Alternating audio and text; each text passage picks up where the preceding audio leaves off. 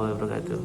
Perkenalkan, saya dari kelompok 5 yang terdiri dari saya sendiri, Rita Dewan Sari dan Ali Fathrohman akan pada pagi hari ini akan mempresentasikan tentang penerapan ilmu kimia dengan dosen pemangku yaitu Ibu Rohimatus Sofia SSI MSI. Pembahasan kita kali ini yaitu terkait tentang pengertian ilmu kimia, pengertian kimia industri, proses industri kimia, bahan baku dalam proses industri kimia, dan implementasi ilmu kimia industri pada kehidupan sehari-hari. Apa itu ilmu kimia? Di sini kita patut mengetahui ilmu kimia adalah ilmu yang mempelajari tentang kompetensi, struktur, dan sifat zat maupun materi dari skala atom hingga molekul serta transformasinya dalam membentuk materi baru, lalu menerapkannya di tingkat makroskopik atau level pengimplementasi dalam bentuk benda. Apa itu kimia industri? Pengertian dari kimia industri adalah yaitu industri, yaitu merupakan proses mengubah bahan baku menjadi produk yang berguna memiliki nilai tambah bagi kehidupan manusia. Reaksi kimia yaitu proses terjadinya perubahan identitas kimia dari reaktor menjadi produk.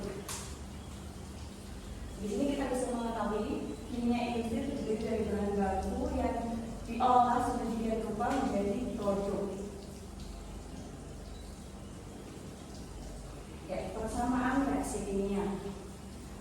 Di sini ada persamaan reaksi kimia yaitu cemone menjadi benzen dan propylen. Terjadi perubahan identitas kimia dari reaktan cemone menjadi produk benzen dan propylen. Perubahan identitas kimia tersebut ditandai dengan berubahnya rumus molekul. Ini yang sebenarnya apa? Prekursor yang baru yang tadi cemone.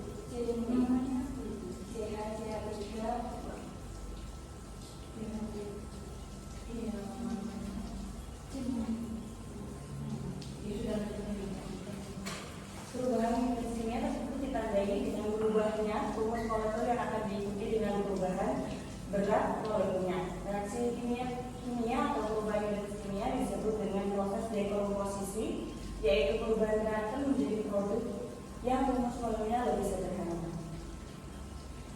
Kebalikan dari proses dekomposisi, kombinasi yaitu penggabungan reaktan menjadi produk dengan berat molekul yang lebih besar. Di dalam hal ini, cemone sebagai produk didapat dengan jalan reaksi benzen dan propylen.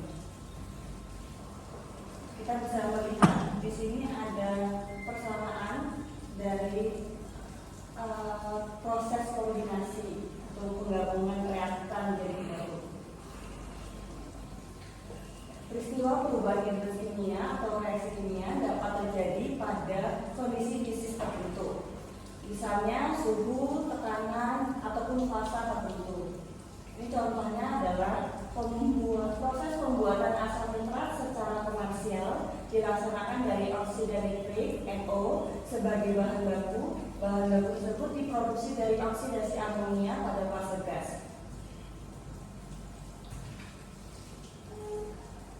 Kita lanjut ke proses industri kimia.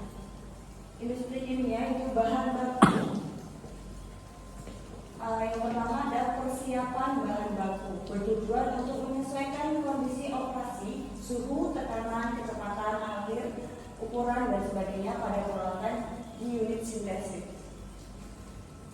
Yang kedua yaitu setelah kondisi umpan sesuai dengan kondisi operasi di unit sintesis atau reaksi, umpan dialirkan ke dalam unit reaksi yang dinamakan reaktor.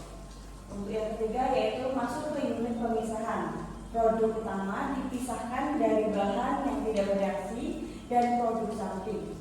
Metode pemisahan yang dilakukan tergantung dari campuran yang keluar dari reaktor. Selanjutnya keempat yaitu produk dimurnikan sesuai standar mutu yang ditetapkan disebut hasil. Pemanfaatan sumber daya alam didasarkan atas sifat dari bahan baku yang sehingga akan diperoleh produk sesuai dengan yang diinginkan. Proses dalam industri kimia tersebut meliputi proses fisika, proses kimia, dan bioproses. Proses fisika, penggalian sumber daya alam yang paling sederhana adalah melalui proses fisika, yaitu dengan memanfaatkan berbagai sifat fisika dari bahan alam tersebut seperti diameter, suhu, kelarutan, kelarehan, pendidikan, penguapan, penghancuran maupun menghomogenkan suatu campuran. Selanjutnya, proses kimia. Dalam proses industri kimia, selain terjadi reaksi kimia antara bahan baku yang digunakan, juga harus memperhatikan persyaratan fisik dari bahan baku yang diperlukan, seperti suhu, tekanan, pemanasan, kelarutan, cairan, padatan, gas, dan katalis. Bioproses.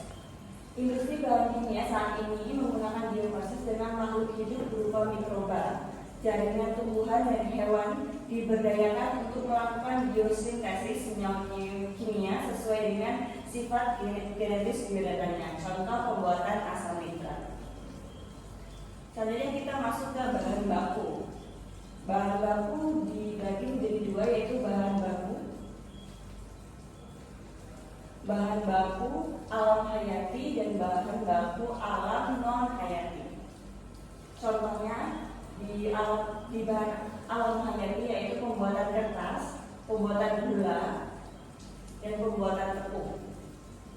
Untuk bahan alam non hayati yaitu contoh bahan bakar dari minyak bumi, batu bara, dan uranium, berbagai jenis pupuk, dan bahan logam seperti aluminium dari mineral bauksit, besi dari mineral pirit atau apatit.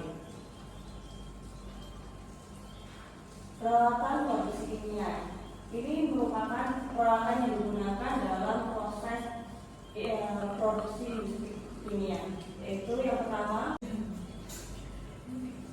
yaitu reaktor tangki berpengaduh. Yang kedua, peralatan pemisahan. Bisa kita lihat ini adalah kolom distilasi. Peralatan perpindahan panas yang bisa kita lihat ini contohnya heat exchanger. Yang keempat, peralatan pengubah tekanan, contohnya air compressor. Yang kelima, peralatan pengubah pengukuran, contohnya alat grinding. Dan peralatan transportasi, contohnya belt conveyor. Yang ketujuh, peralatan penampung, contoh tangki penyimpanan. Penerapan ilmu kimia industri. Yang pertama, penemuan material baru untuk bahan baku.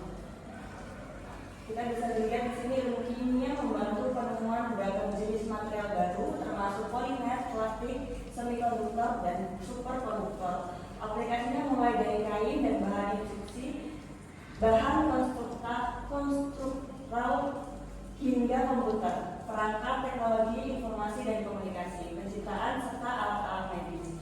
Yang kedua, penerapannya itu bisa dari industri pewarna.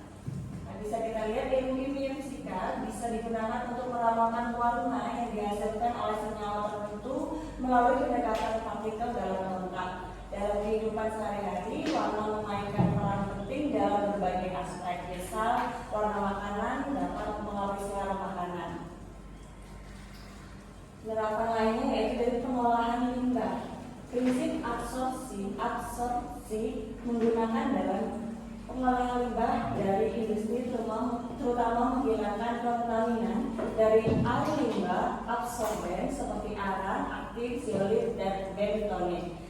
Sering digunakan untuk menyerap zat berbahaya seperti logam berat dan bahan organik yang sulit terdegradasi. Penerapan ilmu kimia berikutnya yaitu dari industri farmasi dan kosmetik. Yang kelima, penerapan ilmu kimia dari industri makanan dan minuman. Dan yang keenam, memajukan industri pertanian. Kita bisa lihat di bidang pertanian, kita mengenal adanya pupuk, pestisida, itu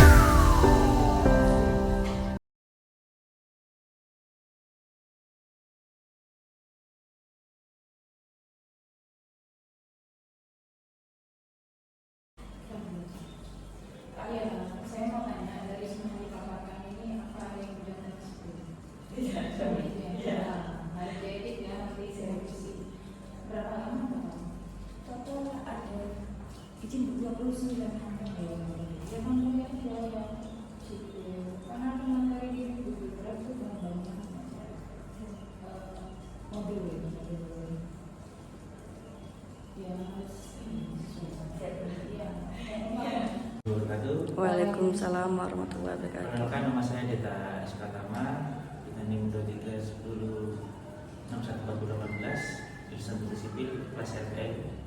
Untuk materi ini mungkin saya mau bertanya Bu, kalau kita bicara tentang industri ini tidak lepas dari limbah-limbah dari meskipun untuk produksi bahan bangunan ini kan pasti ada limbah-limbah yang dihasilkan. Nah itu untuk penanganan atau pengolahannya bagaimana Bu? Untuk kan akan berpengaruh besar kepada lingkungan di sekitarnya. Jadi kan limbah ada fase cair, ada fase padat. Ya. Bagaimana solusinya? Iya. Belum. Itu tuh. Oh, Dan sekian pertanyaan dari saya. Terima kasih. Assalamualaikum warahmatullahi wabarakatuh. Waalaikumsalam warahmatullahi wabarakatuh. Dari Sofia tentang penerapan kimia industri ini adalah karena ini mahasiswa RPL Teknik Sipil, saya diarahkan ke bidang masing-masing. Berikan contoh penerapan dari konsep kimia industri di bidang teknik sipil, misalkan untuk material bahan bangunan dan juga di bidang sumber daya air. Karena ke depan kalian akan PKN, KKN, skripsi dan juga mata kuliah itu pasti akan banyak menemui ini nanti yang terkait material bahan bangunan dan juga sumber daya air. Gitu ya, terima kasih. Assalamualaikum warahmatullahi wabarakatuh. Waalaikumsalam warahmatullahi wabarakatuh. Ya, saya akan menjawab pertanyaan dari Mas Denta. Bagaimana kita mengolah limbah seperti itu ya Mas ya? Pengolahan limbah industri dapat dilakukan dengan berbagai cara, yaitu bisa dengan pemilahan, pengomposan, penimbunan, daur ulang limbah, insinerasi, terus menggunakan teknologi hijau, juga proses produksi benih, serta pengolahan limbah B3, dan menggunakan energi terbaru dan pelatihan serta kesadaran karyawan. Seperti itu. Ya, terima kasih.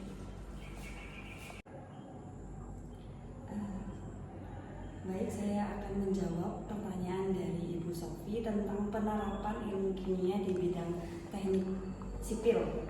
Yaitu yang pertama, penerapan industri kimia di bidang teknik sipil yang pertama yaitu pembuatan beton.